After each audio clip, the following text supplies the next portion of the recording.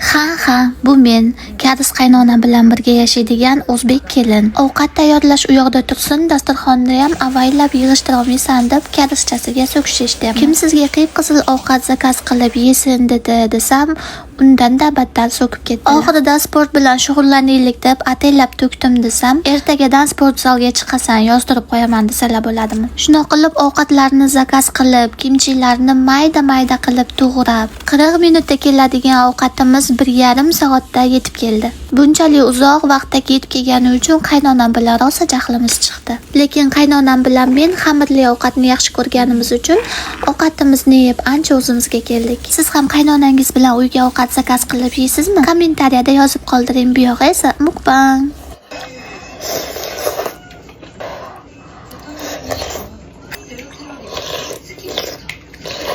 Koreyada ovqatni bulyonini oxirgacha ichilmaydi, to'kvorishadi. Yana menga o'xshab polga to'kvormanglar, rakvinaga to'kvorsanglar bo'ladi.